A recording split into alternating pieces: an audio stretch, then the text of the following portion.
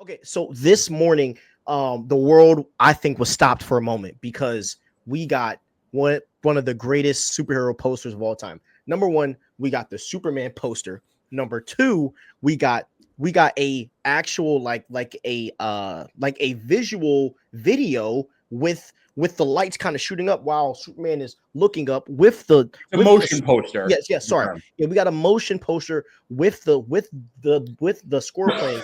Then thirdly, we got a clip of the camera just circling around a Superman emblem.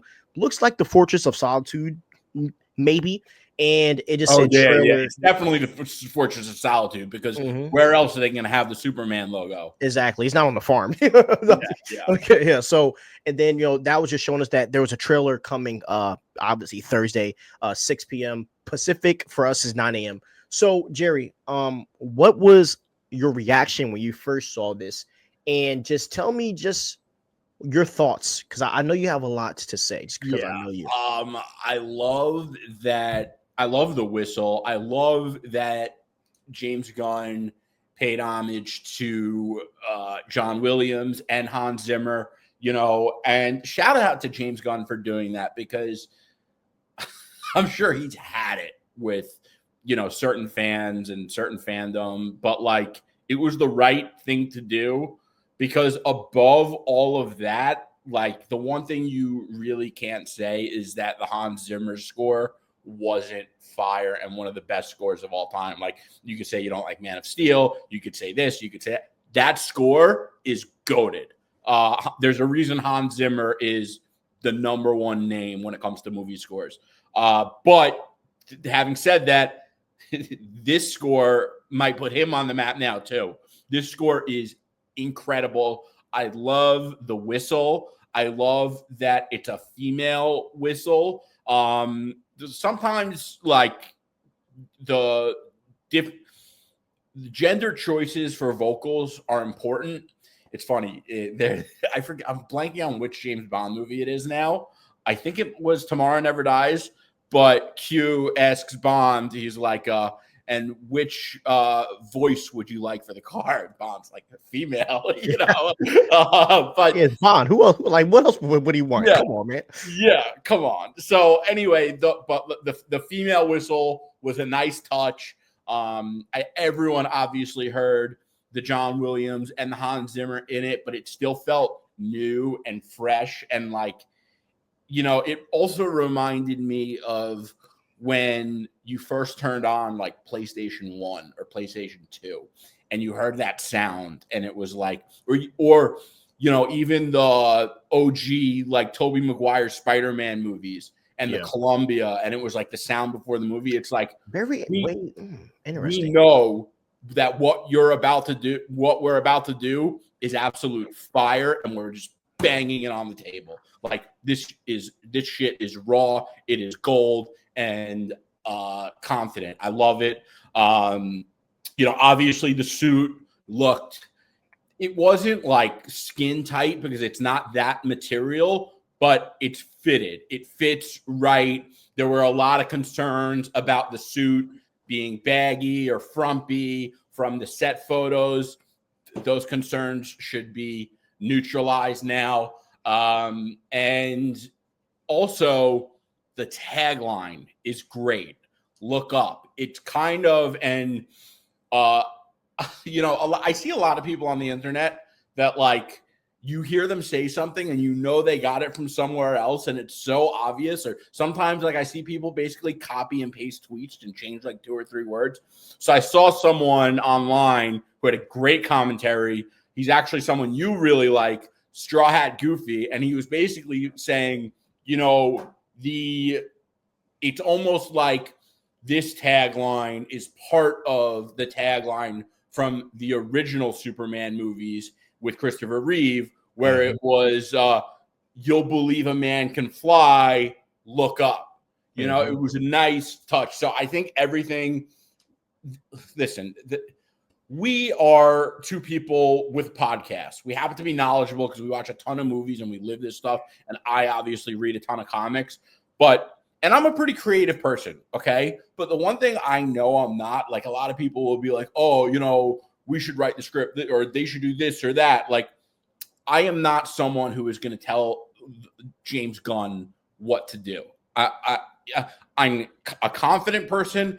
I'm not a cocky person, and I'm definitely not humble. But I'm not going to tell someone like James Gunn what to do. And I think that a lot of us, not me, obviously, because I'm not talking about myself, but a lot of people get so opinionated that they are always telling these people what to do. And I think today was a day that proved why people like James Gunn are creatives and the co-head of DC Studios, and why everyone else is just someone with a Twitter or YouTube account. Yeah. So James Gunn, this is probably the most important trailer in fandom history that we've ever dealt with so far. No one has as much pressure that James Gunn has right now, because this movie is one of the most important movies since Iron Man 1. This is going to be the most important movie for the DCU in general. And the fact that the scrutiny that this movie, or that Superman, this David Cornsmith Superman has gone through, to the set photos being leaked, and fans were just roasting the suit, and all of that stuff going on, for this art to come out and to rarely hear any negative comments, it just showed me that, fandom is getting better to an extent. But I do want to talk about this. As Jerry said, the score is amazing. The singing voice is and it's like an angelic type of singing. And the one thing that the music gave me was like, it's kind of like, so if you watch Chronicles of Narnia, right? When they go through the wardrobe in the film, the music is kind of like really jolty, because they're in the area of the White Witch and it's evil. But the second when they walk into where the lion is, Aslan, and his camp, you hear the most peaceful, beautiful voice, because where Aslan is, right? That is where peace is. And this score, to me at least, what I got from bro was that this is showing us that this is the beacon of hope. This is the guy that when you're in a pinch, you believe that he's going to show up. And just got to toot some, and I texted Jerry, we got some horns that we got to toot today. We were right about the suit, about how there was going to be a lot of digital editing to the suit. The small little texturized details in the logo on the chest is awesome. And I really think, and this is going to be my biggest reach of 2025, and this is my campaign. James Gunn's DCU, if he keeps the same approach, he's going to pass the MCU so easily, because I do love how he's taking a Dave Filoni approach to this, which is, Dave Filoni's like approach with Ahsoka and Mando is he doesn't abuse continuity like the MCU does. Like Dave Filoni's outlook is like, he will not use continuity as an excuse to not do a good story, but he still obeys the rules of the freaking universe. And I think that James Gunn is going to give us a story that is very different to an extent, as in, I think that we're just going to see Superman doing a lot of things at once, which I really think we haven't seen since Reeve, where it's kind of just multiple different scenes where Superman might save a cat, he might save a car that's jumping off a bridge or whatever. But I really do think that what James Gunn is doing is going to be very different, because he is doing it very differently than what the MCU has ever done. Not to mention that we have Hawkgirl and Guy Gardner and so many other characters where, like, I have questions of how they're going to be worked into this story as well. So I think that this trailer is so important, and if everything goes well, Superman is going to be one of the most important films that is going to catapult probably the greatest shared universe that we might ever see. So far. What's interesting is, first of all, the comic that Superman is based off of is All-Star Superman, and it's almost like poetic justice, because the whole point of like the All-Star series from DC was that they were going to put some of their best creators on a 12-issue story where they could just tell the most like edgy, forward thinking stories that don't have the limits of continuity. And I know we all love continuity and a shared universe.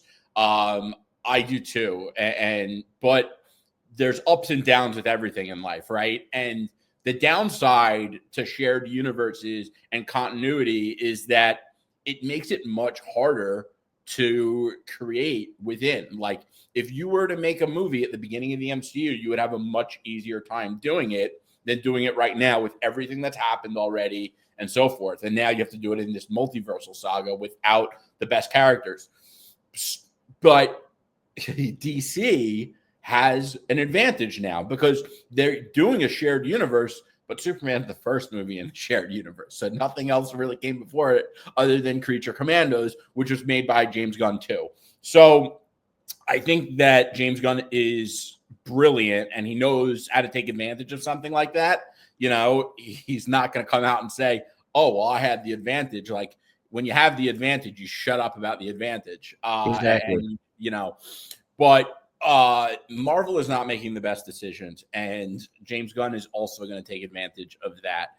And I think he's really going to put their heads to the wall with the DCU. I really do. I don't even get me started because we're going to go down the rabbit hole. Next topic. Don't worry, bro. 2 topics from now, we're going to dig deep into that. But when we talk about something, and also, by the way, things are bad when fans come at you for criticizing movies. When people are throwing temper tantrums because you're criticizing a movie, that universe is in trouble. But anyway, I think Superman's going to be incredible. And the more I think about it, I know there's I'm not really paying attention to much of it online, but I did give it some thought today because people are apparently freaking out over Batman. Apparently, a lot of people want to see Pattinson in the DCU. Hold on, bro. Yo, wait, bro. That is next. That's literally next. I'm going to say one quick thing here. Go ahead. Pattinson is not the right guy for the DCU. I like Pattinson as Batman. I think he's great. He's not the right guy for the DCU. They need a more fantastical Batman that works with other characters, and Pattinson's Batman just wasn't there for it on the terms of the dialogue and the personality.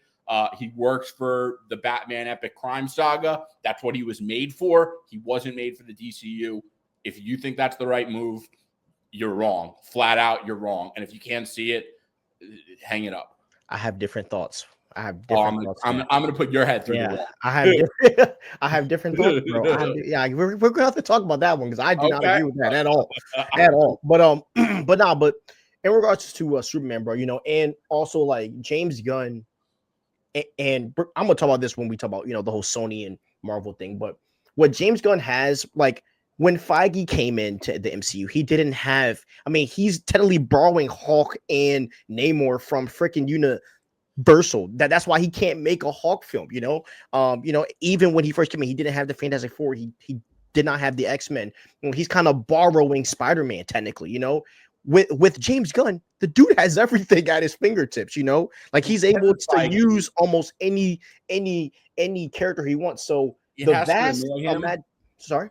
But Kevin Feige also understands that the reason he has these licensing issues is that if Marvel wouldn't exist if they didn't have these licensing issues. Marvel almost went bankrupt in the 90s, and they sold the licenses of different characters to different groups to save them from bankruptcy. So if Kevin Feige had all those characters, Marvel wouldn't exist. 100%. But that's what makes James Gunn's DCU more prone to succeed because he has everybody, bro. He has an endless pool to freaking dig from, And so I really think James Gunn right now, bro, he got it good, dog. He got it good. He has it good, but he still has his issues. He's got the Snyder baggage and the fandom issues. He has now fans that are duking it out over what he's going to do with Batman. He has people that complain about him breathing. So listen, James Gunn definitely doesn't have as big of issues as Marvel does, but he has his own set of issues. Yeah, but that's what comes with being a public figure. And that's why I think Feige isn't to like that, because I feel like Feige can't handle all of that smoke. But like when you're actively tweeting and communicating with fans on threads and X, which I think is fun, like people be hate on it, but I think it's fun that he's talking to us, you know what I mean? But like when you have a public eye like that, it's way easier to have a target on your back, and my friend said the funny thing. He said James Gunn is taking the Trump approach where he's like, I'm gonna tell you what I'm gonna do, and then I'm gonna just do it. You know what I mean? Like, Yeah. and I think it's a funny comparison because he is really out here like saying what he's gonna do, and then we're watching it come to right. fruition. So I think that is so and that's the what approach. It's worked for Trump. 100%, and that's why I think that James Gunn, but that's why I think is very interesting, and it also just differentiates, what the MCU and the DCU are. Like Feige and James Gunn are just two different people. Like James Gunn, and I like this. One of my favorite qualities about him is that he's a showboat. Like he's going to flex. That's who he is. Yeah. You know what I mean? They put a James Gunn film on the poster. And He by the don't way, play I it. He don't blame him, bro. I don't blame him. fire. I would do it. You would be stupid not to. 100%, bro. But that's just who he is. Versus where Feige's more low key. Like he pops out every now and then, but then he's back in his lab, trying to cook. Yeah. So just those different qualities, bro. That's what makes this thing, I think, 10 times more interesting.